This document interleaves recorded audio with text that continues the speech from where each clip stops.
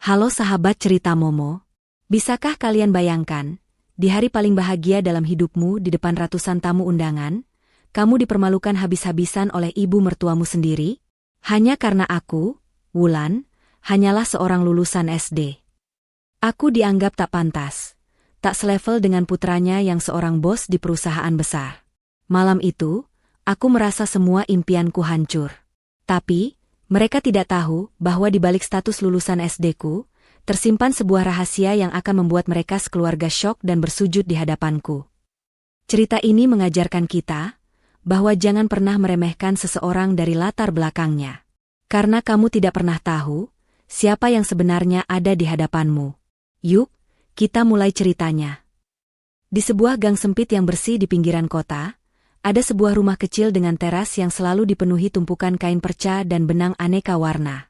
Di sanalah Wulan, gadis berusia 25 tahun, menghabiskan hari-harinya.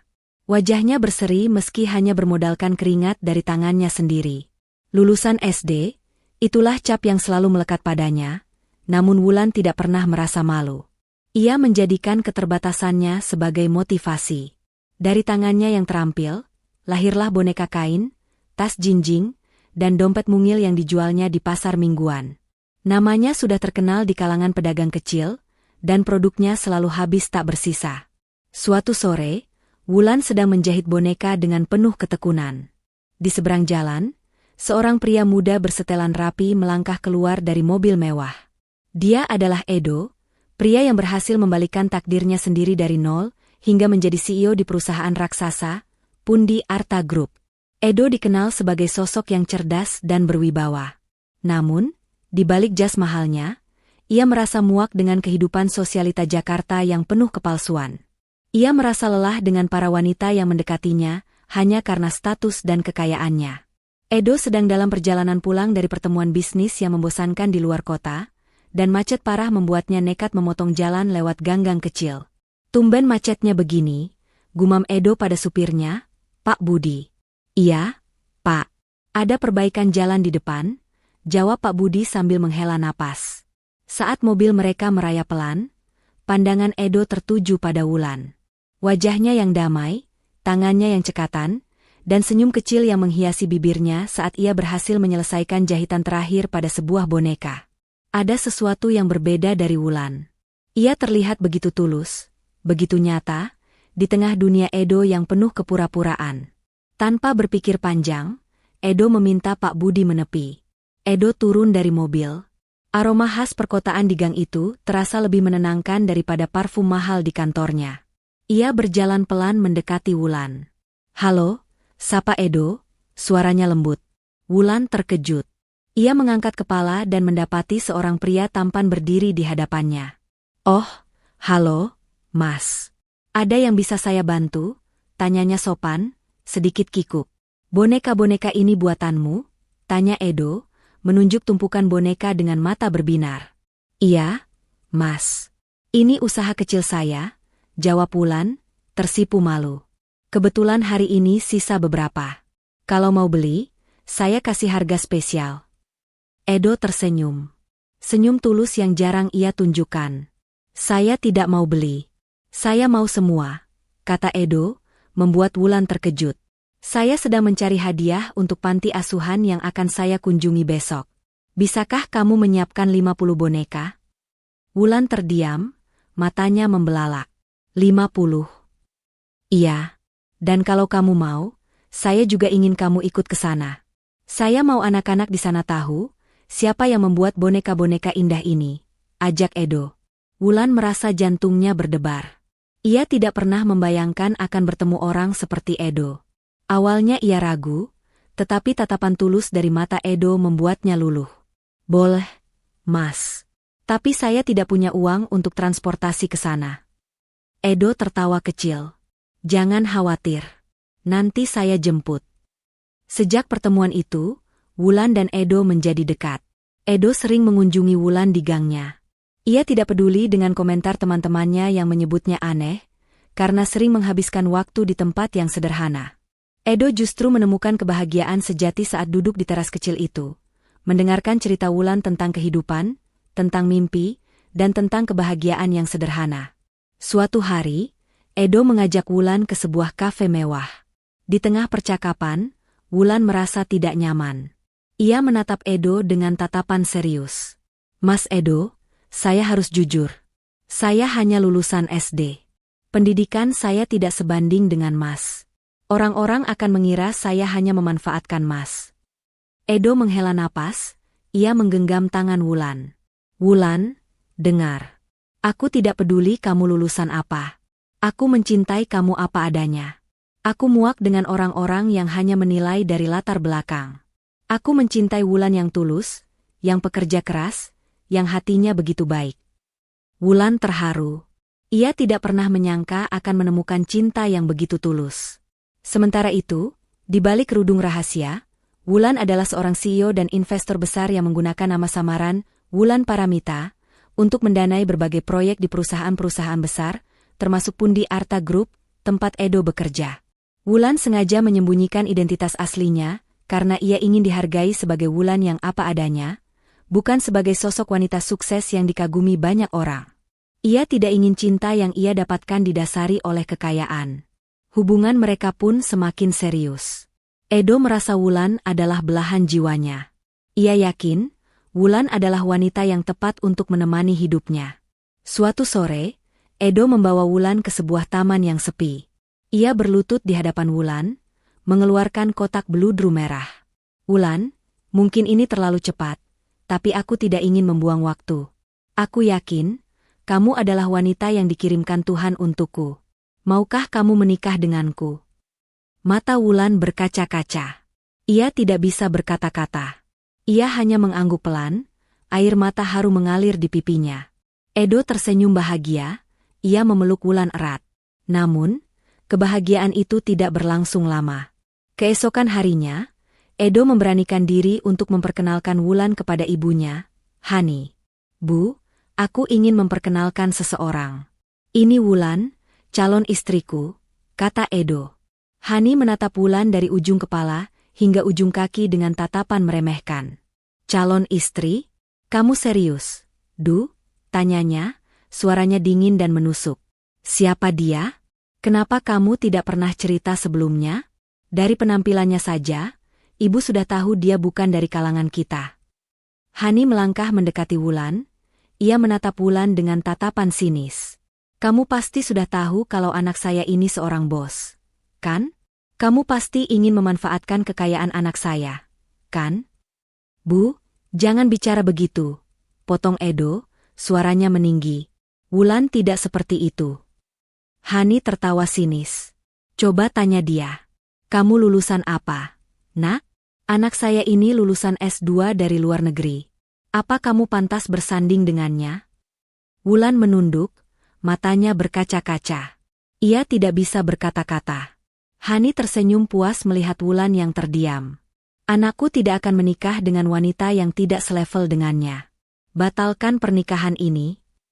Hani menatap Wulan dengan sorot mata yang penuh penghinaan, bibirnya tersenyum sinis. "Batalkan pernikahan ini," serunya dengan nada final, seolah ia adalah hakim yang baru saja menjatuhkan vonis. Edo berdiri di antara Wulan dan ibunya, tubuhnya menegang karena marah. "Ibu, apa-apaan ini? Ibu tidak punya hak untuk membatalkan pernikahan kami," balas Edo, suaranya bergetar. "Hak? Tentu saja ibu punya hak. Ibu adalah ibumu, darah dagingmu. Apa yang akan teman-teman arisan ibu katakan? Apa yang akan para kolega bisnis ibu pikirkan? Anak seorang bos besar menikahi gadis kampung lulusan SD? Itu aib, Du." Hani menunjuk Wulan dengan gestur dramatis. "Lihat dia. Pakaiannya lusuh, dia bahkan tidak berani menatap mata ibu. Apa yang bisa kamu harapkan darinya? Dia hanya akan mempermalukan kita." Wulan berusaha menahan air mata. Ia ingin berbicara, menjelaskan bahwa ia tidak seburuk yang Hani bayangkan. Namun, kata-kata itu terasa tercekat di tenggorokannya. Hati Wulan terasa perih, bukan karena hinaan Hani, tetapi karena melihat Edo, pria yang ia cintai, harus berada di posisi sulit seperti ini. "Bu, ibu tidak mengenalnya. Wulan adalah wanita paling baik yang pernah aku temui. Dia tulus, Dia pekerja keras, dan dia mencintaiku apa adanya. Bela Edo, suaranya meninggi. Status pendidikan tidak menentukan nilai seseorang. Wulan lebih berharga daripada semua sosialita munafik yang ibu kenal. Wulan, yang tadinya hanya diam, akhirnya memberanikan diri menatap Hani. Maaf, Tante. Saya mengerti perasaan Tante. Tapi saya tidak pernah berniat untuk memanfaatkan Mas Edo. Saya mencintainya tulus dari hati. Hani tertawa hambar. Cinta? Anak manis? Cinta itu tidak bisa membayar tagihan listrik atau mempertahankan status sosial. Keluar dari rumah ini, jangan pernah lagi muncul di hadapan putraku. Edo, tak tahan lagi, menarik tangan Wulan. Kita pergi, Wulan. Aku akan antarkan kamu pulang. Ia berbalik, tetapi Hani mengejar mereka. Kamu mau kemana? Tinggalkan gadis ini. Ikut ibu. Kamu harus dengarkan ibu. Seru Hani sambil mencoba meraih lengan Edo. Lepaskan aku, Bu. Edo menghempaskan tangan Hani dengan lembut, namun tegas. Aku sudah dewasa. Aku punya hak untuk memilih. Aku akan menikahi Wulan, dengan atau tanpa restu ibu. Hani terkejut. Ia tidak pernah melihat Edo membantah sekeras ini. Wajahnya memerah karena amarah dan kekecewaan. Ia hanya bisa membiarkan Edo dan Wulan pergi, sambil berteriak, "Baik, kalau kamu tetap nekat, jangan harap bisa mendapatkan 1 sen pun dari harta keluarga. Ibu akan mencoret namamu dari warisan." Di dalam mobil, suasana hening. Wulan hanya bisa menatap jalanan yang basah oleh hujan, air matanya tak terbendung lagi. Edo menggenggam tangan Wulan erat. "Maafkan ibu, Wulan," ucap Edo, suaranya penuh penyesalan. "Aku tidak pernah menyangka ibu akan sejahat itu." Wulan menggeleng. "Bukan salah Mas Edo, saya yang salah. Seharusnya saya sadar, Mas dan saya berasal dari dunia yang berbeda. Mas Edo layak mendapatkan yang lebih baik dari saya." Edo menepi di pinggir jalan, ia menghentikan mobil. Ia menoleh ke arah Wulan. "Wulan, jangan bicara seperti itu. Aku memilih kamu. Aku mencintai kamu. Itu sudah cukup untukku." Edo menarik Wulan ke dalam pelukannya. "Kita akan hadapi ini bersama. Jangan pernah berpikir untuk menyerah." Malam itu, Edo memutuskan untuk tidak kembali ke rumah. Ia menginap di apartemennya sendiri, menghindari ibunya yang masih dilanda amarah. Hani, yang merasa ditantang oleh putranya, tidak tinggal diam. Ia menelepon Trese, sahabatnya, seorang sosialita yang juga memiliki perusahaan catering besar. "Rese, kamu harus bantu aku," ucap Hani dengan suara bergetar menahan amarah. "Anakku mau menikah dengan gadis kampung lulusan SD. Aku butuh rencana untuk membatalkan pernikahan itu." Trese tertawa di seberang telepon. Hani, kamu ini, kenapa pusing-pusing? Biarkan saja mereka menikah. Tapi pastikan, di hari H nanti, kamu berikan kejutan yang akan membuat gadis itu sadar diri." "Kejutan apa?" tanya Hani, matanya berbinar licik. "Di pesta, di hadapan semua tamu, kamu harus mempermalukannya habis-habisan. Buat dia merasa tidak pantas. Dijamin, dia akan kabur sendiri," kata Trese, suaranya dipenuhi niat jahat. Hani tersenyum puas. "Ide bagus. Terima kasih, Rese. Kamu memang sahabatku terbaik." Sementara itu, Wulan dan Edo kembali ke gang tempat Wulan tinggal. Edo ingin menemui orang tua Wulan, namun Wulan menolak. Ia tidak ingin orang tuanya yang sederhana dan baik hati ikut terlibat dalam konflik ini. "Mas, jangan ke rumah sekarang. Besok saja," ucap Wulan. "Saya tidak ingin mereka khawatir." "Baiklah," jawab Edo. "Tapi aku akan temui mereka. Aku akan buktikan bahwa aku serius denganmu." Edo dan Wulan menghabiskan waktu bersama di teras rumah Wulan. Wulan menceritakan tentang perasaannya, tentang bagaimana ia merasa takut dan tidak yakin. Namun, Edo selalu bisa menenangkannya. "Wulan, kamu harus percaya padaku. Aku tidak akan pernah meninggalkanmu. Aku akan menikahi kamu, dan kita akan hidup bahagia," ucap Edo, menatap Wulan dengan penuh cinta. Wulan mengangguk. Ia tahu, Cinta Edo padanya sangat tulus. Ia juga menyadari, ia harus menjadi lebih kuat. Ia tidak ingin lagi menjadi wanita yang mudah dipermalukan.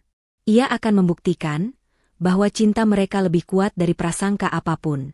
Esok harinya, Edo bertemu dengan orang tua Wulan. Edo, seorang CEO perusahaan besar, datang dengan rendah hati dan meminta restu untuk menikahi Wulan. Orang tua Wulan terkejut, namun mereka melihat ketulusan di mata Edo. Mereka akhirnya merestui, dengan satu syarat, kamu harus jaga putri kami. Jangan biarkan dia sedih. Edo berjanji. Ia memeluk Wulan dengan erat, merasa lega karena restu orang tua Wulan sudah ia dapatkan. Namun, ia tidak tahu bahwa di hari pernikahan nanti, Hani telah menyiapkan sebuah kejutan yang akan mengubah segalanya. Sebuah kejutan yang akan membuat Wulan merasa sangat terhina dan hancur. Sebuah kejutan yang akan menguji kekuatan cinta mereka. Mereka tidak tahu bahwa di hari pernikahan itu, Hani sudah merencanakan sesuatu yang mengerikan. Sesuatu yang akan membuat Wulan menangis dan lari dari pelaminan. Hari yang dinanti-nanti akhirnya tiba. Hari pernikahan Wulan dan Edo. Langit pagi cerah menyinari sebuah ballroom hotel mewah yang sudah didekorasi bak istana. Bunga-bunga mawar putih berjejer rapi, karpet merah terhampar megah, dan lampu kristal berkilauan memantulkan cahaya ke seluruh ruangan. Segalanya tampak sempurna, seperti dongeng yang menjadi nyata. Namun, di balik kemegahan itu, tersimpan ketegangan yang siap meledak kapan saja. Di ruang rias, Wulan duduk di depan cermin, mengenakan gaun pengantin sederhana namun elegan, pilihan Edo. Wajahnya dipoles riasan natural yang menonjolkan kecantikan alaminya. Namun, tatapan matanya menunjukkan kegelisahan. Ia merasa seperti domba yang diantar ke kandang singa. Edo masuk, mengenakan jas tuxedo hitam yang pas di tubuhnya. Ia berjalan menghampiri Wulan, wajahnya berseri-seri. Kamu cantik sekali, Wulan. Sangat, sangat cantik, bisik Edo, suaranya dipenuhi kekaguman. Mas yakin kita bisa melewati ini semua? Tanya Wulan, suaranya bergetar. Edo berlutut di hadapan Wulan, menggenggam tangannya erat. Lihat aku, Wulan. Aku mencintai kamu. Itu yang terpenting. Kita akan melewati ini bersama. Tidak ada yang bisa memisahkan kita, termasuk ibu. Edo meyakinkan Wulan. Ia mencium kening Wulan dengan lembut. Sekarang, hapus air matamu. Ini adalah hari bahagia kita. Senyum, ya? Wulan tersenyum, hatinya sedikit lebih tenang. Ia percaya pada Edo, dan ia akan berani menghadapi apapun demi pria yang ia cintai. Upacara pernikahan pun dimulai. Edo berjalan gagah di lorong ballroom, menunggu Wulan di altar. Semua mata tertuju pada Wulan saat ia melangkah masuk, ditemani oleh ayahnya yang sederhana namun penuh haru. Di barisan tamu VIP, Hani duduk dengan wajah kaku dan bibir tipis. Di sebelahnya, Therese tersenyum licik, membisikkan sesuatu ke telinga Hani. Ingat rencana kita, Hani. Jangan sampai gagal, kata Therese. Hani mengangguk, sorot matanya penuh kebencian yang tertutup senyum palsu. Ia sudah menyewa seseorang untuk menjalankan rencana jahatnya, dan ia yakin Wulan akan hancur malam ini. Edo dan Wulan berdiri di atas pelaminan, saling berjanji setia di hadapan pendeta dan ratusan tamu. Suasana hikmat dan penuh haru. Edo mengecup bibir Wulan, menandai dimulainya hidup baru mereka sebagai sepasang suami istri. Para tamu bertepuk tangan, tetapi tepukan itu terdengar sumbang di telinga Hani. Setelah upacara selesai, giliran para tamu memberikan ucapan selamat. Edo dan Wulan menerima semua ucapan dengan senyuman bahagia, tetapi mereka tahu, ini hanya awal dari drama yang sebenarnya. Hani, dengan wajah dingin, berjalan mendekati pelaminan. Di tangannya, ia membawa sebuah tas beludru mewah. Putraku, selamat atas pernikahanmu, ucap Hani dengan nada formal. Ia memeluk Edo sejenak, lalu beralih menatap Wulan. Wajahnya langsung berubah, dari formal menjadi sinis. Untuk menantuku yang baru, ini adalah hadiah dari ibu. Hani membuka tas beludru itu, mengeluarkan sebuah amplop tebal dan menaruhnya di tangan Wulan. Ini adalah sumbangan ibu untukmu, menantu. Ia lalu tertawa. Jangan khawatir. Kamu bisa pakai ini untuk membuka usaha kecil-kecilan. Ibu tahu, lulusan SD sepertimu sulit mencari pekerjaan. Wulan merasa jantungnya berhenti berdetak. Semua mata tamu kini tertuju padanya. Beberapa tamu mulai berbisik, sementara yang lain menatap Wulan dengan tatapan kasihan. Edo, yang berdiri di samping Wulan, langsung mengambil amplop itu dan mengembalikannya ke Hani. Ibu, apa-apaan ini? Hani tidak peduli. Ia mengambil mikrofon dari MC, suaranya menggema di seluruh ruangan. Para tamu undangan yang terhormat, katanya dengan lantang. Saya, Hani, ibu dari Edo, ingin mengucapkan selamat datang kepada menantu baru saya, Wulan. Hani melangkah maju, mendekati Wulan yang kini pucat pasi. Wulan, ini adalah pesta yang sangat mewah, yang biayanya tidak sedikit. Saya tahu, kamu adalah lulusan SD. Tapi saya tetap menerima kamu dengan ikhlas. Sebagai ibu mertuamu, saya ingin memberikan sebuah hadiah. Hani tersenyum licik, ia mengeluarkan sebuah kalung berlian dari dalam tasnya. Ini adalah kalung berlian, harganya ratusan juta. Saya tahu, kamu tidak akan bisa membeli ini. Tapi saya tetap ingin memberikannya sebagai tanda cinta saya. Hani lalu melingkarkan kalung itu di leher Wulan. Namun, di balik keramahannya, ia memberikan kode kepada seseorang. Tiba-tiba, seorang pria parubaya berjalan ke arah pelaminan, di tangannya ada sebuah map. Ia adalah teman lama ayah Wulan, yang bekerja sebagai petugas catatan sipil. Hani telah menyogok pria itu untuk membuat skenario jahat. Maaf, Tuan Edo. Maaf, Nyonya Hani. Saya harus menginterupsi.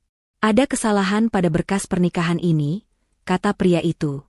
Kesalahan apa? Tanya Edo, matanya mulai curiga. Maaf, sepertinya ada kesalahan pada data Nona Wulan.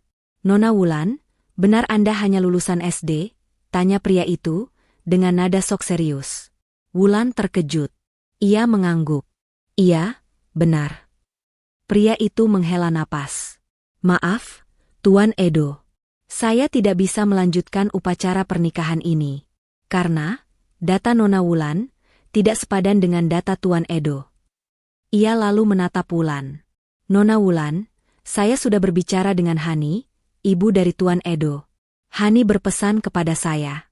Hani menyarankan untuk membatalkan pernikahan ini, karena Nona Wulan, hanyalah lulusan SD, tidak sepadan dengan putra Hani yang seorang bos besar. Pernyataan pria itu membuat seluruh tamu terdiam. Wulan merasa dunia di sekitarnya runtuh. Ia menatap Hani, yang kini tersenyum puas. Edo, yang sudah tidak bisa menahan amarah, mencoba meraih mikrofon. Ini semua bohong. Saya tidak peduli Wulan lulusan apa. Kami tetap akan menikah. Namun, Hani lebih cepat. Ia mengambil alih mikrofon. Maaf, putraku. Ibu hanya ingin kamu mendapatkan yang terbaik. Maaf, Wulan. Kamu mungkin wanita yang baik, tapi kamu tidak pantas bersanding dengan putraku. Hani melangkah mendekati Wulan. Lihat, wajahmu pucat. Kamu malu, kan? Seharusnya kamu sadar diri dari awal.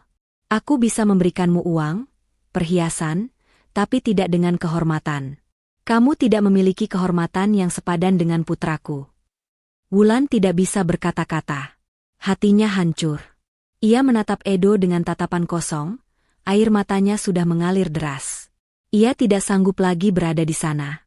Ia merasa seolah-olah seluruh dunia menertawakannya. Dengan sisa-sisa kekuatannya, Wulan melepaskan gaun pengantinnya, meninggalkan Edo dan semua orang yang melihatnya. Ia berlari, seolah ingin melarikan diri dari penderitaan itu.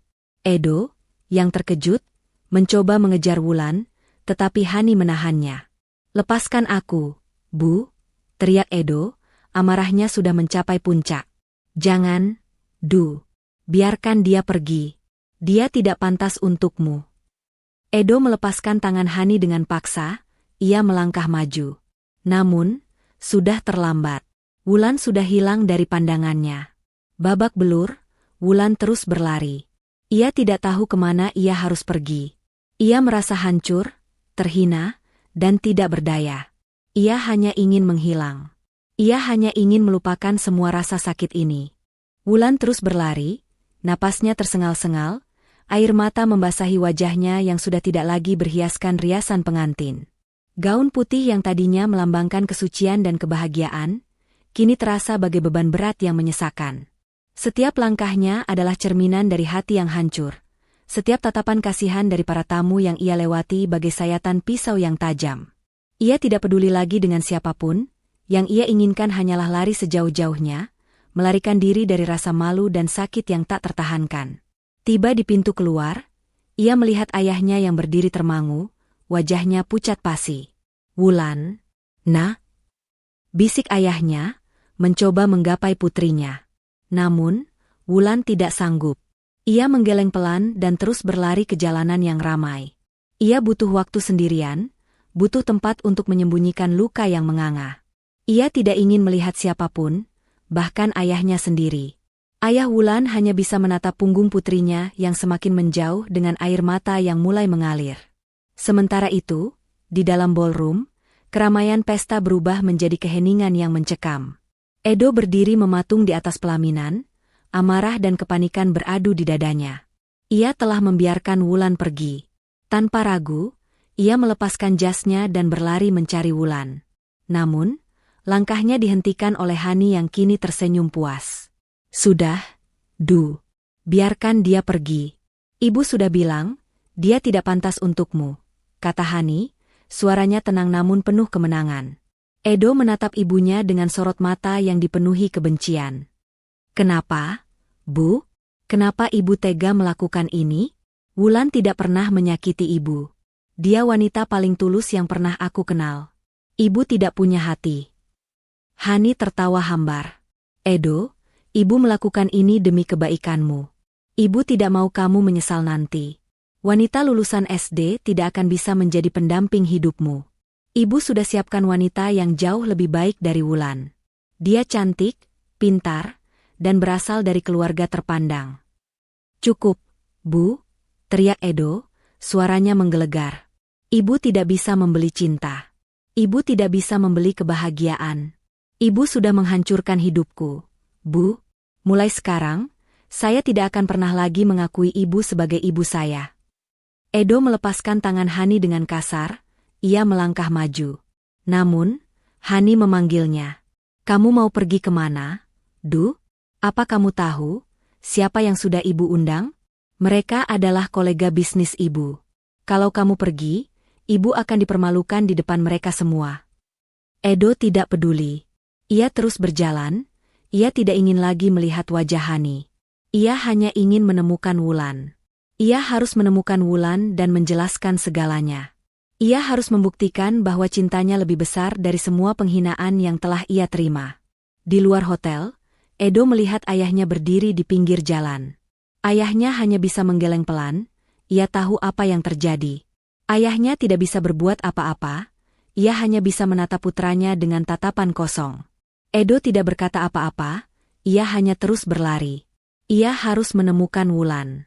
Wulan, dengan langkah lunglai, berjalan tak tentu arah. Ia tidak tahu kemana ia harus pergi. Ia hanya berjalan, dan berjalan, sampai ia tidak lagi sanggup. Ia duduk di pinggir jalan, wajahnya ia sembunyikan di antara kedua lututnya. Ia menangis, meratapi nasibnya yang malang. Ia tidak tahu bahwa di balik penampilannya yang sederhana, ia adalah seorang wanita sukses yang kaya raya. Ia tidak tahu bahwa di balik kehancuran hatinya, ia memiliki kekuatan untuk bangkit. "Wulan, Wulan, kamu baik-baik saja?" Suara itu membuat Wulan mengangkat kepala. Ia melihat sebuah mobil mewah berhenti di depannya. Jendela mobil terbuka, dan dari dalam, seorang wanita parubaya tersenyum ramah. "Wulan, kamu baik-baik saja? Kenapa kamu duduk di sini sendirian?" "Di mana Edo?" tanya wanita itu. Wulan terkejut. Wanita itu adalah sahabat dekatnya, Bu Sinta. Bu Sinta adalah seorang pengusaha sukses yang sering bekerja sama dengan Wulan. Namun Bu Sinta tidak tahu bahwa Wulan adalah investor misterius yang selalu ia kagumi. Bu Sinta hanya tahu bahwa Wulan adalah seorang wanita muda yang gigih dan cerdas, yang memiliki bakat luar biasa dalam berbisnis. "Wulan, ayo masuk. Kita bicara di dalam," ajak Bu Sinta. Wulan tidak sanggup menolak. Ia masuk ke dalam mobil Bu Sinta, ia merasa sedikit lega. Di dalam mobil, Wulan menceritakan semua yang terjadi. Bu Sinta terkejut. Ia tidak menyangka Hani, sahabatnya sendiri, akan berbuat sekejam itu. Bu Sinta menatap Wulan dengan tatapan penuh simpati. Ia tahu, Wulan bukanlah wanita sembarangan. Ia tahu, Wulan memiliki hati yang tulus dan berharga. Wulan, kamu harus kuat. Jangan biarkan mereka menghancurkanmu. Kamu lebih berharga dari semua ini, kata Bu Sinta. Wulan hanya bisa menangis. Ia tidak bisa berkata-kata. Ia merasa, semua impiannya hancur. Ia tidak bisa melanjutkan pernikahan itu. Hatinya sudah terlalu sakit. Sementara itu, Edo terus mencari Wulan. Ia menelepon Wulan berkali-kali, namun tidak ada jawaban. Edo menghubungi teman-teman Wulan, namun tidak ada yang tahu di mana Wulan berada. Edo mulai putus asa. Ia tahu, Wulan pasti sangat terpukul. Ia tahu, ia harus menemukan Wulan sebelum terjadi hal yang buruk. Edo akhirnya teringat akan Bu Sinta. Ia tahu, Wulan sangat dekat dengan Bu Sinta. Edo menelepon Bu Sinta, dan Bu Sinta memberitahu Edo bahwa Wulan ada bersamanya. Edo langsung mengemudi dengan cepat ke rumah Bu Sinta. Tiba di rumah Bu Sinta, Edo melihat Wulan duduk di sofa, wajahnya pucat pasi. Edo langsung memeluk Wulan, ia tidak bisa menahan air matanya. Wulan, maafkan aku. Maafkan ibu. Aku sudah tidak bisa lagi menahan amarahku. Aku sudah bilang, aku akan meninggalkan ibu. Aku akan membela kamu. Kita akan menikah. Wulan melepaskan pelukan Edo, ia menatap Edo dengan tatapan kosong. Mas, aku sudah tidak bisa lagi. Aku tidak bisa menikah denganmu. Edo terkejut. Kenapa, Wulan? Kenapa kamu bilang begitu? Kita sudah berjanji, kita akan melewati ini bersama. Aku tidak bisa, Mas. Hati saya sudah terlalu sakit. Aku sudah terlalu malu. Aku tidak bisa menghadapi ibu. Aku tidak bisa menghadapi tatapan semua orang. Aku tidak bisa, kata Wulan. Air matanya mengalir deras. Edo menggelengkan kepalanya. Tidak, Wulan. Aku tidak akan membiarkanmu pergi. Aku mencintai kamu. Aku akan melawan ibu. Aku akan melakukan apapun untukmu. Wulan hanya bisa menangis. Ia tahu, Edo mencintainya. Ia tahu, Edo akan melakukan apapun untuknya. Tapi ia tidak bisa. Ia tidak bisa membiarkan Edo terus-menerus bertengkar dengan ibunya. Ia tidak bisa membiarkan Edo terus-menerus membela dirinya. Ia tidak ingin Edo menderita. Maaf, Mas. Aku tidak bisa. Wulan dengan terpaksa melepaskan cincin pertunangan di jarinya. Ia mengembalikannya ke Edo. Edo terkejut. Ia tidak bisa berkata apa-apa. Ia hanya bisa melihat Wulan yang menangis. Ia tidak menyangka bahwa di hari pernikahan mereka, semua ini akan terjadi. Ia tidak menyangka bahwa cintanya akan berakhir di sini. Edo hanya bisa memeluk Wulan, ia tidak ingin Wulan pergi. Ia tidak ingin Wulan meninggalkannya. Tidak, Wulan. Aku tidak akan membiarkanmu pergi. Aku tidak akan pernah melepaskanmu. Namun, Wulan sudah bulat tekad. Ia tidak bisa lagi bersama Edo. Ia tidak bisa lagi menghadapi Hani. Ia butuh waktu untuk dirinya sendiri. Ia butuh waktu untuk menata kembali hatinya yang hancur. Ia butuh waktu untuk bangkit dari keterpurukan. Babak belur, Edo hanya bisa melihat Wulan yang pergi. Ia merasa hancur. Ia tidak tahu harus berbuat apa. Ia hanya bisa duduk diam, meratapi nasib cintanya yang malang. Ia tidak tahu bahwa di balik perpisahan ini, ada sebuah rahasia besar yang akan segera terungkap. Langit malam yang gelap tidak lebih gelap dari hati Wulan saat itu. Di rumah Bu Sinta, ia duduk sendirian di teras belakang, menatap kolam renang yang airnya memantulkan cahaya lampu remang-remang. Cincin pertunangan yang ia kembalikan pada Edo terasa berat di telapak tangannya. Kenangan indah bersama Edo, tawa mereka, janji-janji yang mereka ucapkan, kini terasa bagai mimpi buruk. Hati Wulan hancur berkeping-keping, tidak hanya karena perpisahan, tetapi juga karena rasa malu yang mendalam akibat penghinaan Hani di hari pernikahannya. Mengapa saya begitu naif? Bisiknya pada diri sendiri. Mengapa saya pikir cinta saja cukup? Mengapa saya biarkan diri saya dipermalukan begitu mudahnya? Wulan memejamkan mata, bulir air mata kembali mengalir. Namun, kali ini, air matanya terasa berbeda. Bukan lagi air mata kesedihan, melainkan air mata kemarahan dan kekecewaan yang membara. Ia merasa dirinya bodoh karena menyembunyikan identitasnya, karena berharap cinta tulus bisa meluluhkan hati Hani. Ia telah meremehkan betapa kejamnya dunia sosialita yang hanya memandang status dan kekayaan. Wulan. Sebuah suara lembut membuyarkan lamunannya. Bu Sinta berdiri di belakangnya, membawa secangkir teh hangat. Ia duduk di samping Wulan dan menepuk bahunya. "Kamu harus makan, Nak," ucap Bu Sinta, suaranya penuh kepedulian. Wulan menggeleng pelan. "Saya tidak lapar, Bu." "Kamu harus. Kamu butuh energi untuk bangkit," kata Bu Sinta. "Lihat, Wulan. Kamu tidak bisa terus-menerus terpuruk. Hati saya juga sakit melihat kamu begini. Kamu adalah salah satu wanita terkuat yang saya kenal." Wulan menatap Bu Sinta. "Apa yang harus saya lakukan, Bu?" "Saya sudah membatalkan pernikahan itu." "Itu adalah keputusan yang berat, dan saya tahu kamu sudah memikirkannya baik-baik," jawab Bu Sinta. "Tapi sekarang, kamu harus bangkit. Kamu harus tunjukkan pada mereka semua, terutama Hani, siapa Wulan yang sebenarnya. Kamu bukan hanya lulusan SD, Wulan. Kamu adalah CEO. Kamu adalah investor ulung. Kamu adalah Wulan Paramita." Mendengar nama samaran yang selama ini ia gunakan untuk urusan bisnis, mata Wulan langsung terbuka lebar. Seolah-olah Bu Sinta baru saja membangunkannya dari tidur panjang. Selama ini, ia terlalu fokus pada Wulan yang sederhana, Wulan si pembuat boneka. Ia melupakan sisi lain dirinya, Wulan si wanita bisnis yang cerdas, tangguh, dan tidak pernah menyerah. Saya akan kembali, Bu," kata Wulan, suaranya sudah tidak lagi bergetar. "Kembali kemana?" tanya Bu Sinta. "Kembali ke kantor. Kembali ke diri saya yang sesungguhnya. Saya akan tunjukkan pada Hani, betapa salahnya dia menilai saya," jawab Wulan dengan tatapan mata yang penuh tekad. "Itu baru Wulan yang saya kenal." Bu Sinta tersenyum, bangga. "Tapi ingat, balas dendam terbaik adalah dengan kesuksesanmu sendiri. Jangan gunakan amarah untuk menghancurkan, tetapi gunakan untuk membangun dirimu lebih kuat." Wulan mengangguk. Ia tidak akan membalas dendam dengan cara-cara kotor. Ia akan menggunakan kekuasaan dan kecerdasannya untuk menunjukkan bahwa dirinya tidak bisa dianggap remeh. Ia akan membalas dendam dengan cara yang elegan. Keesokan harinya, Wulan kembali ke kantornya. Kantor yang megah dan modern, jauh berbeda dengan gang sempit tempat ia biasa menjahit boneka.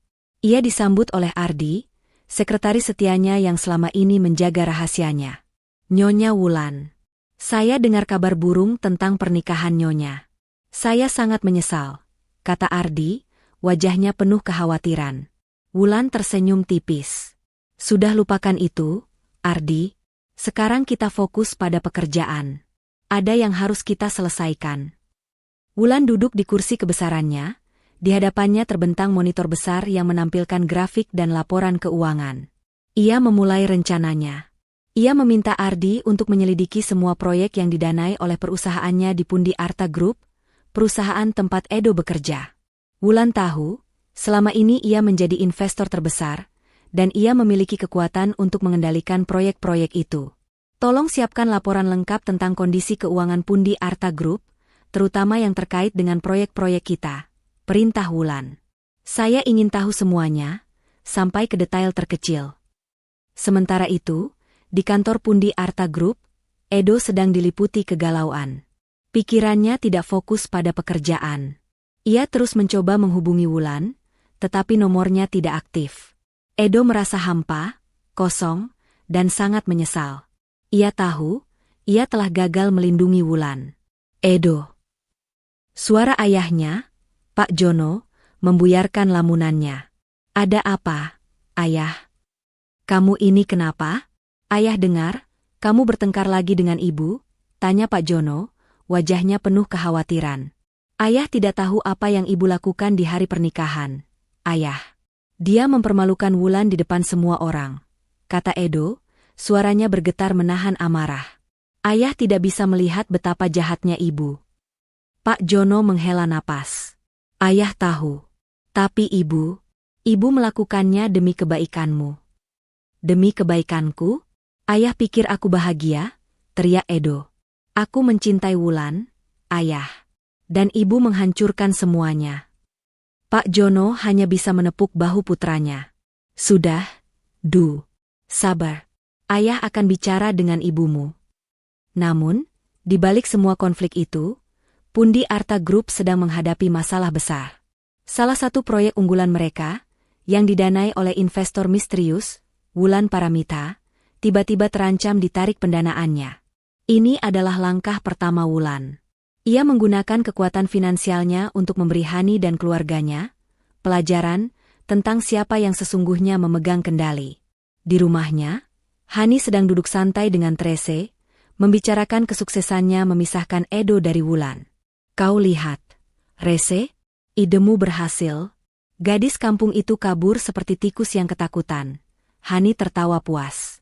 Tentu saja, Hani. Aku tahu, kamu tidak akan pernah membiarkan putramu menikahi wanita yang tidak selevel dengannya. Jawab Trese, tersenyum licik. Namun, tiba-tiba telepon Hani berdering. Itu dari manajer proyek Pundi Arta Group. Suaranya terdengar panik. Maaf, Nyonya Hani, ada masalah besar. Investor utama kita, Nyonya Wulan Paramita, mengancam akan menarik seluruh pendanaan dari proyek unggulan kita. Kalau ini terjadi, perusahaan kita akan hancur. Hani terkejut. Wulan Paramita? Siapa dia? Maksudmu gadis lulusan SD itu? Bukan, Nyonya. Bukan dia. Wulan Paramita adalah investor besar yang tidak pernah menunjukkan wajahnya. Dia adalah sosok yang sangat dihormati di dunia bisnis. Dan dia adalah satu-satunya yang bisa menyelamatkan kita, jelas manajer proyek itu. Hani terdiam, ia tidak mengerti. Siapa Wulan Paramita? Mengapa investor itu mengancam akan menarik dananya? Apakah ini ada hubungannya dengan Wulan si lulusan SD? Hani mulai merasa ada yang tidak beres. Sementara itu, Wulan, di kantornya yang megah, menatap monitornya dengan senyum tipis. Rencana balas dendamnya baru saja dimulai. Telepon dari manajer proyek Pundi Arta Group jatuh dari genggaman Hani, berdentum pelan di karpet bulu yang tebal. Wajahnya yang tadinya dipenuhi tawa kemenangan kini pucat pasi, matanya membelalak tak percaya. Trese, yang duduk di seberangnya, menatapnya dengan heran. Ada apa, Hani? Wajahmu seperti melihat hantu, tanya Trese. Investor. Investor kita. Hani terbata-bata, suaranya bergetar. Wulan Paramita mengancam akan menarik seluruh dananya. Apa? Wulan Paramita? Investor misterius itu? Trese ikut terkejut. Tapi kenapa? Dia adalah satu-satunya yang menopang proyek terbesar kita. Kalau dia menarik dana, perusahaan kalian akan hancur. Itu yang manajer proyek katakan. Aku tidak mengerti. Dia bilang Wulan Paramita marah. Tapi marah karena apa? Kita tidak pernah bertemu dengannya. Apalagi berurusan dengannya. Hani bangkit dari sofa, berjalan mondar-mandir dengan gelisah. Pikirannya kalut. Ia tidak mengerti mengapa seorang investor yang tidak pernah ia temui bisa marah kepadanya. Atau kepada siapapun di keluarganya. Ia merasa ini adalah takdir buruk, karma yang datang lebih cepat dari yang ia duga. Di sisi lain, di kantor megah Wulan Paramita Group, Wulan duduk dengan tenang di balik meja kerjanya yang luas. Tatapannya tajam, jauh berbeda dengan Wulan si pembuat boneka yang polos. Di hadapannya, Ardi, sekretaris setianya, baru saja selesai menyampaikan laporan singkat tentang kepanikan yang terjadi di Pundi Arta Group. Nyonya, manajer proyek Pundi Arta Group sudah menelepon Nyonya Hani. Sesuai perintah Nyonya, saya sudah menyampaikan bahwa kita akan meninjau ulang pendanaan. Mereka panik, lapor Ardi. Bagus, jawab Wulan dengan suara dingin. Tingkatkan tekanan. Kirimkan surat pemberitahuan resmi yang menyatakan kita akan meninjau ulang pendanaan, dengan jangka waktu 1 minggu. Jangan beri mereka kesempatan untuk menunda. Tapi, Nyonya, apakah Nyonya yakin? Bukankah ini terlalu cepat? Tanya Ardi, khawatir. Wulan menatap Ardi. Ardi, saya sudah cukup bersabar. Mereka sudah mempermalukan saya, menghancurkan hati saya. Sekarang, giliran saya yang akan memberi mereka pelajaran. Saya tidak akan menghancurkan mereka, Ardi. Saya hanya akan memberi mereka peringatan. Peringatan? Ardi mengerutkan kening. Ya, peringatan bahwa di dunia ini, kehormatan tidak bisa dibeli dengan uang. Bahwa status sosial tidak lebih penting dari harga diri. Wulan tersenyum tipis. Saya tidak akan membuat mereka bangkrut. Saya hanya akan membuat mereka merasakan apa yang saya rasakan. Kekecewaan, kepanikan, dan ketidakberdayaan. Wulan, dengan keahliannya di dunia bisnis, mulai menyusun strategi. Ia tahu, Pundi Arta Group tidak akan bisa bertahan tanpa pendanaan dari perusahaannya. Ia tahu, Hani dan keluarganya akan melakukan apapun untuk menyelamatkan perusahaan mereka. Dan ia tahu, pada akhirnya, mereka akan datang kepadanya. Sementara itu, di Pundi Arta Group, Edo sedang dilanda kekacauan. Ia baru saja kembali ke kantor setelah gagal menemukan Wulan. Ia merasa hancur, tetapi ia harus tetap kuat. Ia harus menyelamatkan perusahaannya, warisan ayahnya. Edo, kamu harus ke ruang rapat sekarang. Seru seorang kolega, wajahnya panik. Ada masalah besar. Investor utama kita mengancam akan menarik dananya. Edo langsung berlari ke ruang rapat. Ia melihat ayahnya, Pak Jono, duduk di sana dengan wajah pucat pasi. Hani juga ada di sana. Ia menatap Edo dengan tatapan kosong. Edo tidak mengerti apa yang terjadi. Ia hanya tahu, ada sesuatu yang tidak beres. Ayah, ada apa? Tanya Edo, suaranya bergetar. Edo, kita dalam masalah besar. Investor utama kita mengancam akan menarik dananya. Kalau ini terjadi perusahaan kita akan hancur. Jawab Pak Jono, suaranya parau. Investor utama? Maksud ayah, Wulan Paramita? Tanya Edo. Ia tahu, Wulan Paramita adalah investor besar yang tidak pernah menunjukkan wajahnya. Edo sangat mengagumi sosok misterius itu, dan ia merasa senang karena perusahaannya bisa bekerja sama dengannya. Ya, Wulan Paramita. Dan dia marah. Dia mengirimkan surat ancaman yang menyatakan akan meninjau ulang pendanaan kita. Kita hanya punya waktu 1 minggu untuk meyakinkannya, kata Pak Jono. Edo terkejut. Marah? Kenapa dia marah? Apa yang kita lakukan? Hani menunduk, tidak berani menatap putranya. Aku tidak tahu, Du. Aku tidak tahu apa yang terjadi. Edo menatap ibunya dengan tatapan penuh kecurigaan. Ia tahu, Hani pasti menyembunyikan sesuatu. Ia tahu, pasti ada hubungannya dengan Wulan. Ia tahu, ibunya pasti sudah melakukan sesuatu yang membuat Wulan Paramita marah. Edo bangkit dari kursinya. Baik. Kalau begitu, kita akan mencari Wulan Paramita. Kita akan menemuinya dan memintanya untuk tidak menarik dananya. Saya akan mencoba menghubunginya. Namun, tidak ada yang bisa menemukan Wulan Paramita. Ia adalah sosok misterius yang tidak pernah menunjukkan wajahnya. Semua komunikasi dilakukan melalui Ardi, sekretarisnya. Edo mencoba menghubungi Ardi, namun ia tidak berhasil. Ardi mengatakan, Wulan Paramita sedang tidak bisa diganggu. Di rumahnya, Hani sedang duduk diam, ia tidak bisa memikirkan apapun. Ia hanya bisa menatap teleponnya, berharap ada keajaiban yang terjadi. Namun, tidak ada keajaiban. Teleponnya tidak berdering. Semua kolega bisnisnya juga tidak bisa dihubungi. Mereka semua menjauhi Hani, takut terkena imbas dari masalah yang sedang Hani hadapi. Hani merasa dunia di sekitarnya runtuh. Ia merasa sendirian, tidak berdaya, dan sangat putus asa. Ia tidak tahu bahwa di balik semua masalah ini, ada sebuah benang merah yang menghubungkannya dengan Wulan, gadis lulusan SD yang ia hina di hari pernikahan. Hani mulai merenung. Wulan Paramita. Wulan. Nama itu terus-menerus terngiang di kepalanya. Apakah mungkin ada hubungannya? Tidak, tidak mungkin. Wulan hanyalah gadis kampung lulusan SD, tidak mungkin ia bisa menjadi investor besar. Hani mencoba menepis pikiran itu, Tetapi ia tidak bisa. Ia mulai merasa ada sesuatu yang tidak beres. Ia mulai merasa ada sesuatu yang disembunyikan. Siapa sebenarnya Wulan Paramita? Bisiknya pada diri sendiri. Dan kenapa ia mengancam perusahaanku? Hani tidak tahu bahwa jawabannya sudah ada di hadapannya. Ia hanya terlalu angkuh untuk melihatnya. 1 minggu.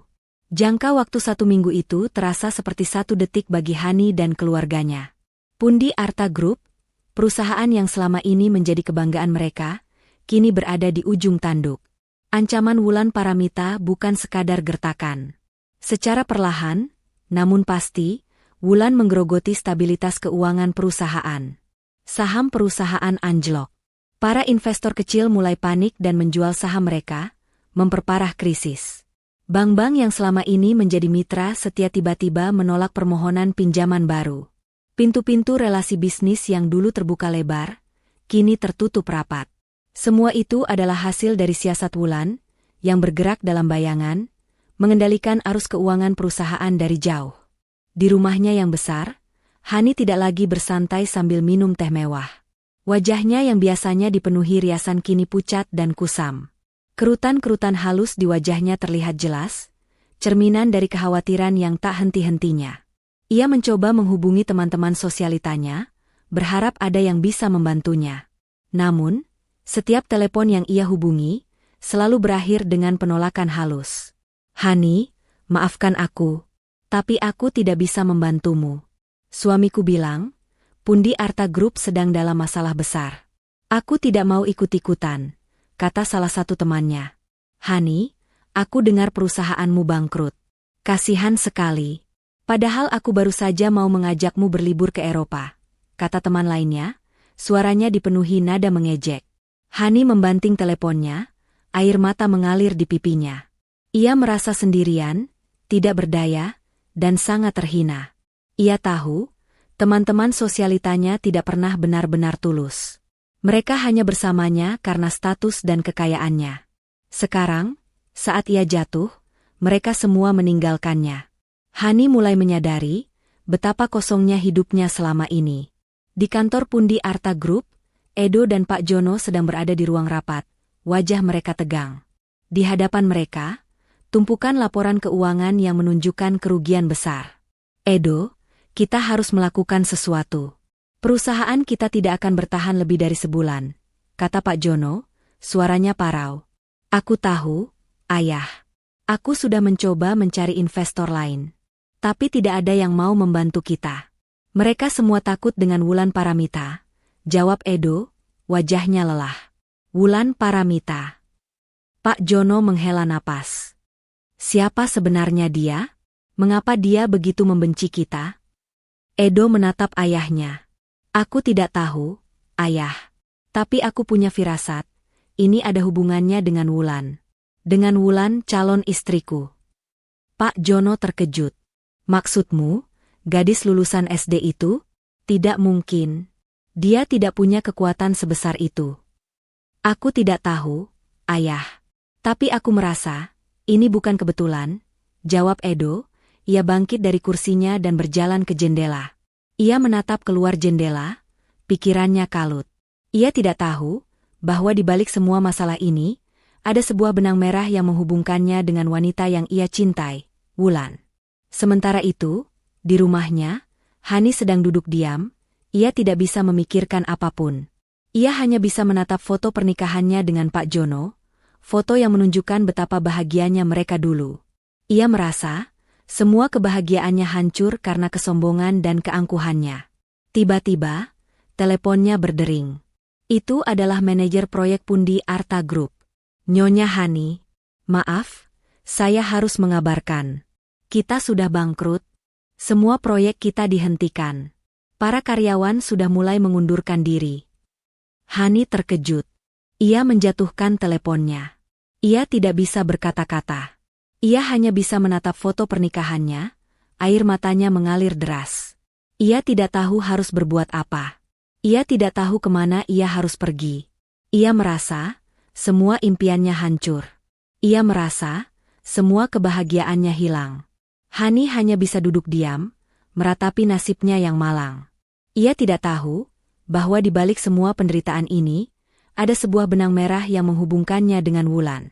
Ia tidak tahu bahwa di balik kehancuran ini, ada sebuah rahasia besar yang akan segera terungkap.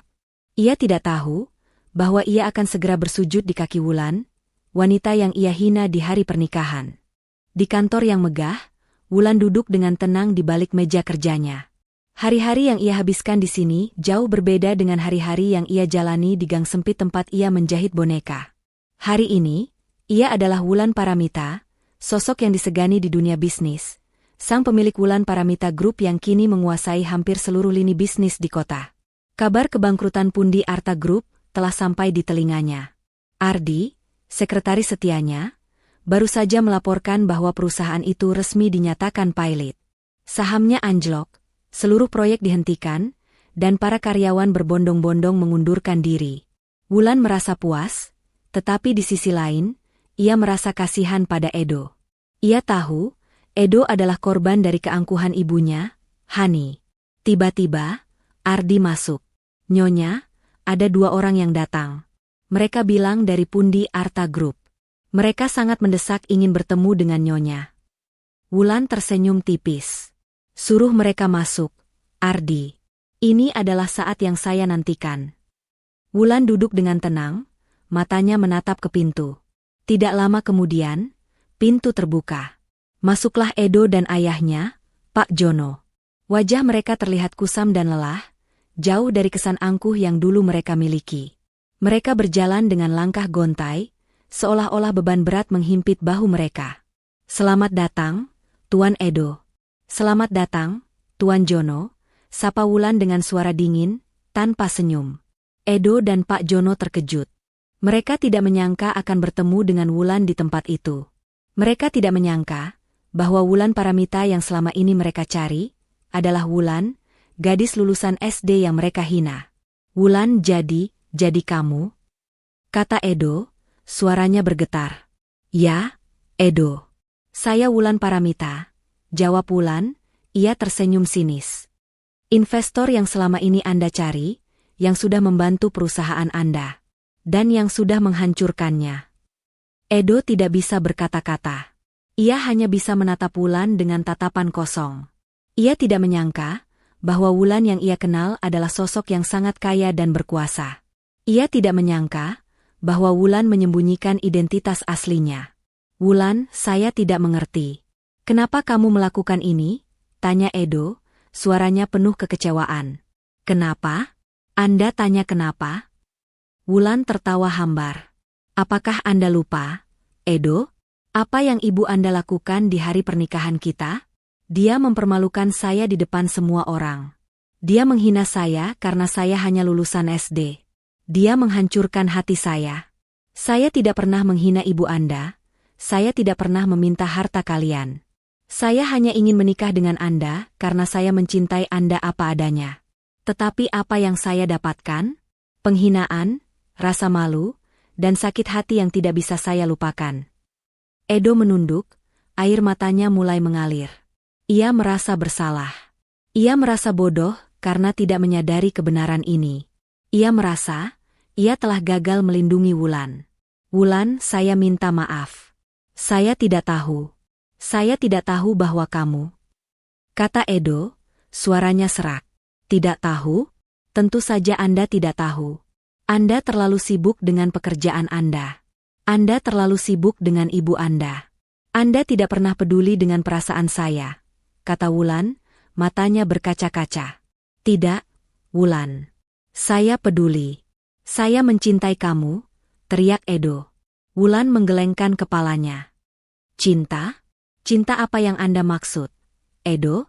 Cinta yang membiarkan saya dipermalukan? Cinta yang membiarkan saya dihina? Cinta yang membiarkan saya hancur? Itu bukan cinta, Edo. Itu kebodohan. Edo terdiam.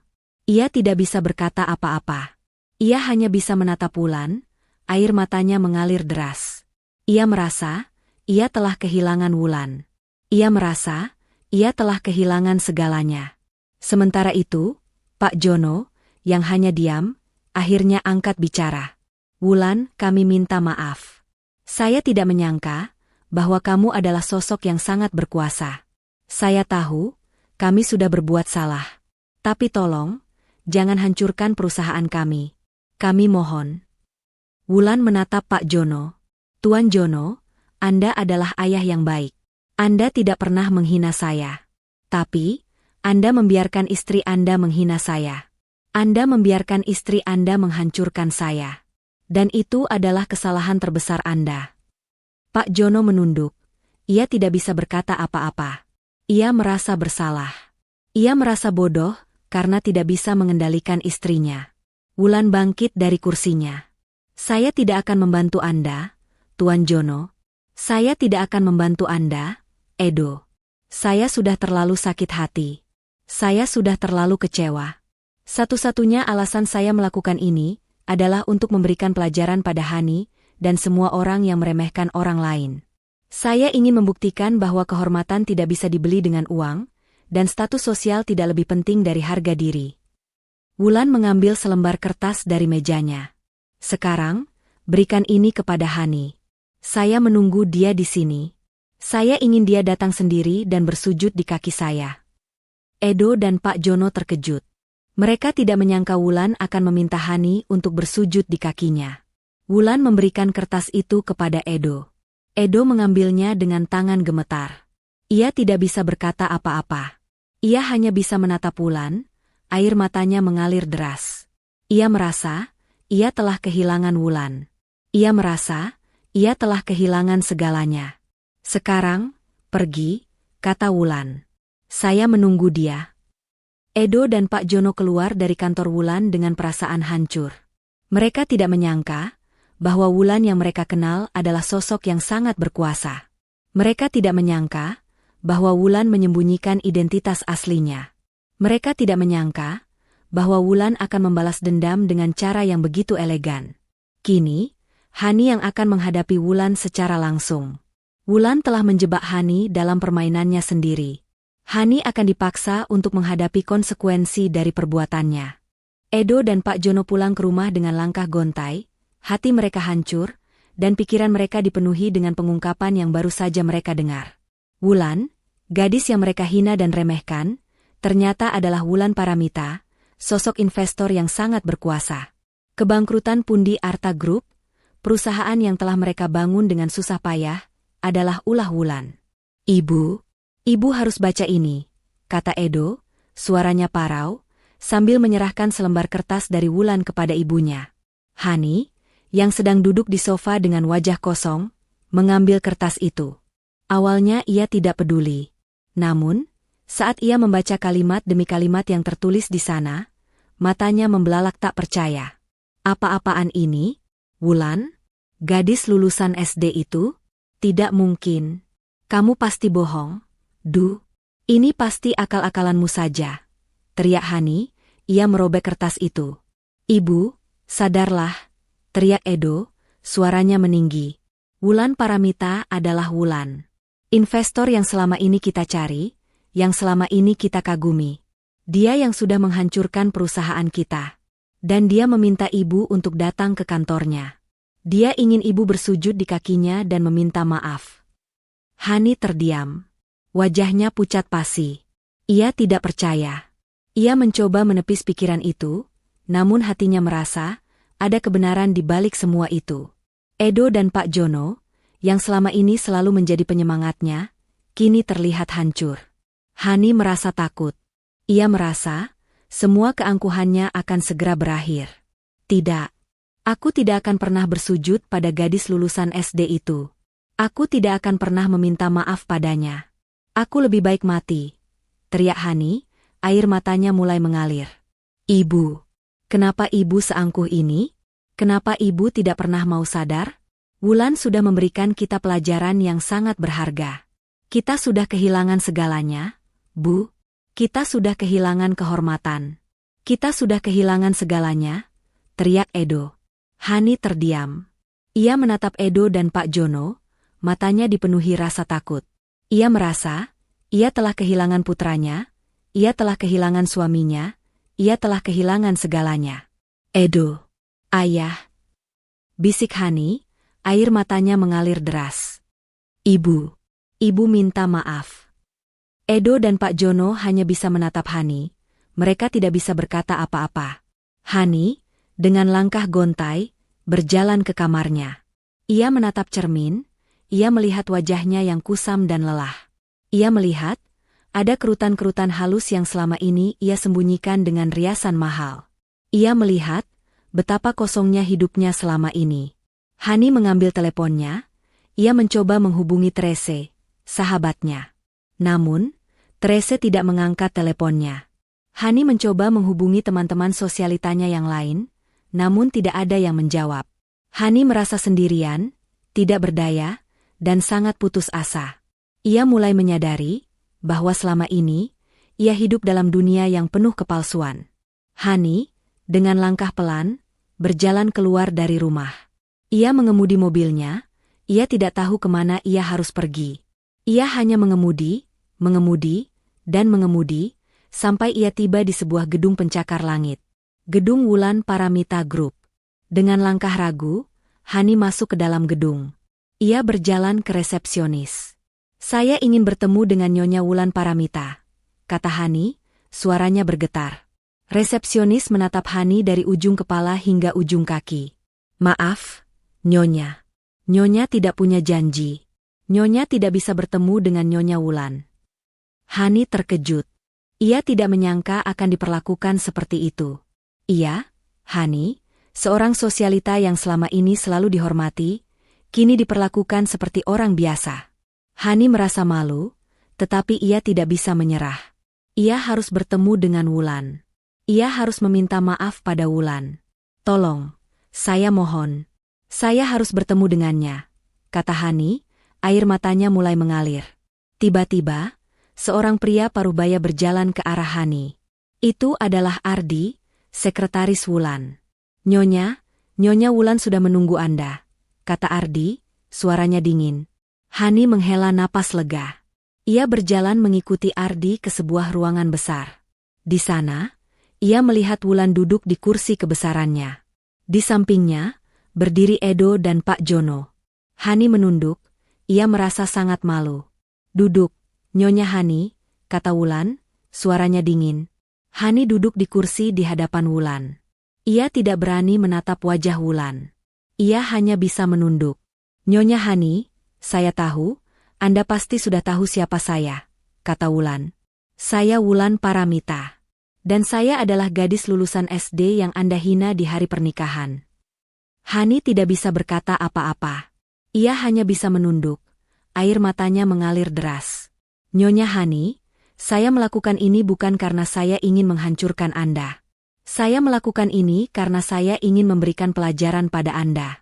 Saya ingin Anda tahu bahwa kehormatan tidak bisa dibeli dengan uang, dan status sosial tidak lebih penting dari harga diri," kata Wulan. Hani mengangkat kepalanya.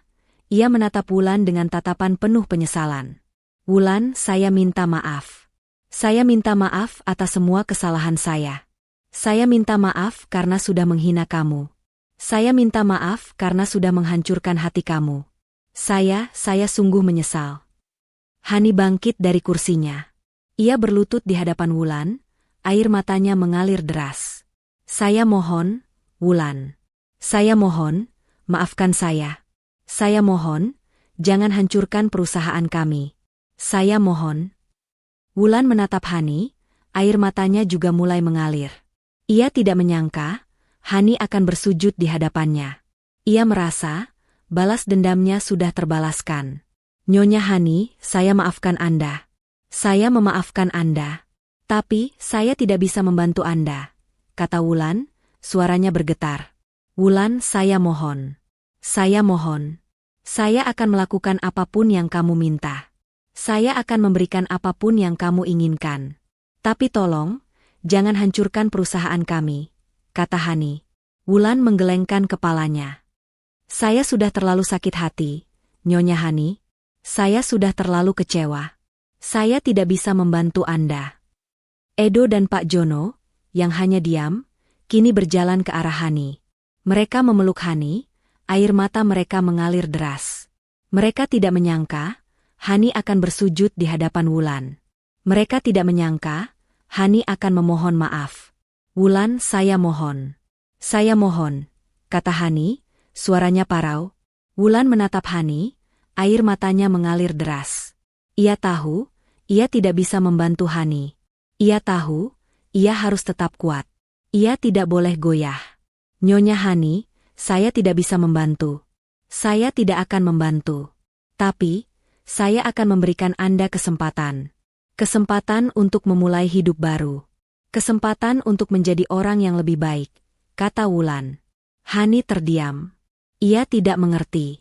Ia hanya bisa menatap Wulan, air matanya mengalir deras. Wulan menatap Hani, yang masih berlutut di hadapannya. Ia melihat ketulusan di mata wanita itu. Balas dendamnya telah usai. Bukan dengan kehancuran total, melainkan dengan membuat Hani menyadari kesalahannya, merasakan pahitnya hidup yang dulu ia anggap remeh. Wulan merasa lega. Ia tidak lagi menyimpan dendam. Ia tahu, hukuman terbesar bagi Hani adalah penyesalan yang mendalam. "Nyonya Hani," ucap Wulan lembut, suaranya tidak lagi dingin. "Bangunlah. Saya tidak ingin Anda bersujud pada saya. Anda adalah ibu dari pria yang pernah saya cintai. Saya hanya ingin Anda tahu, bahwa saya sudah memaafkan Anda. Saya sudah memaafkan semuanya." Hani bangkit dengan bantuan Edo, tubuhnya gemetar. Ia menatap Wulan dengan tatapan penuh rasa terima kasih. "Wulan, terima kasih. Terima kasih banyak." Wulan tersenyum tipis. "Saya tidak akan membantu Anda mengembalikan pundi Arta Group. Perusahaan itu sudah hancur. Tapi, saya akan membantu Anda memulai hidup baru. Saya akan memberikan Anda modal untuk memulai usaha yang sederhana, usaha yang bisa Anda kelola sendiri." Hani terkejut. "Usaha apa?" "Sebuah usaha catering kecil. Saya tahu, Anda sangat menyukai masakan. Anda bisa membuat masakan yang lezat, dan Anda bisa membagikan kebahagiaan itu kepada orang lain," kata Wulan, matanya berbinar. "Saya akan memberikan Anda modal, dan saya akan memberikan Anda sebuah tempat. Sebuah tempat di dekat gang tempat saya tinggal. Di sana, Anda bisa menemukan kebahagiaan yang sejati." Hani terdiam. Ia tidak menyangka Wulan akan begitu baik padanya. Ia merasa malu karena telah menghina Wulan. Ia merasa bodoh karena telah menyanyiakan cinta Wulan. Edo, yang berdiri di samping Wulan, menatap Wulan dengan penuh kekaguman. Ia tahu, Wulan adalah wanita yang hebat. Ia tahu, Wulan adalah wanita yang memiliki hati yang tulus. Edo mendekati Wulan, ia menggenggam tangan Wulan. "Wulan, terima kasih. Terima kasih karena sudah memberikan ibu saya pelajaran yang sangat berharga. Terima kasih karena sudah memberikan saya kesempatan untuk belajar." Wulan menatap Edo, matanya berkaca-kaca. "Edo, saya juga berterima kasih. Terima kasih karena sudah membuat saya menjadi lebih kuat. Terima kasih karena sudah membuat saya menyadari bahwa cinta yang sejati tidak bisa dibeli dengan uang." Edo tersenyum, ia mengecup kening Wulan. "Wulan, saya tidak akan pernah lagi melepaskanmu. Saya akan menikahi kamu. Kita akan menikah." Wulan tersenyum bahagia. Ia tidak menyangka, semua ini akan berakhir seperti ini. Ia tidak menyangka, ia akan kembali bersama Edo. Ia tidak menyangka, ia akan menemukan kebahagiaan yang sejati. Pada akhirnya, Hani, Edo, dan Pak Jono memulai hidup baru. Hani, dengan modal dari Wulan, membuka sebuah usaha catering kecil. Awalnya ia merasa canggung, namun perlahan, ia menemukan kebahagiaan. Ia tidak lagi memikirkan status sosial atau kekayaan. Ia hanya memikirkan masakan yang lezat, dan senyuman pelanggan yang puas. Ia tidak lagi menjadi sosialita yang angkuh, melainkan seorang wanita yang sederhana dan baik hati. Edo dan Wulan pun menikah. Pernikahan mereka sederhana, hanya dihadiri oleh keluarga dan teman-teman dekat. Mereka tidak lagi peduli dengan status sosial atau pandangan orang lain. Mereka hanya peduli dengan cinta mereka, cinta yang tulus, cinta yang sejati. Dan Wulan, ia tetap menjadi CEO Wulan Paramita Group. Ia tidak lagi menyembunyikan identitasnya. Ia menggunakan kekuasaannya untuk membantu orang lain, membantu orang-orang yang kurang beruntung, membantu orang-orang yang diremehkan. Ia menjadi inspirasi bagi banyak orang, dan ia membuktikan bahwa pendidikan tidak menentukan nilai seseorang. Kisah Wulan mengajarkan kita bahwa kehormatan dan harga diri tidak bisa diukur dari selembar ijazah atau seberapa banyak harta yang kita miliki. Cinta yang tulus dan hati yang baik jauh lebih berharga dari segalanya. Balas dendam terbaik adalah dengan kesuksesan yang dibangun dengan kejujuran dan kerja keras. Pada akhirnya, kita akan menemukan kebahagiaan yang sejati, bukan dari apa yang kita miliki, tetapi dari siapa diri kita sebenarnya.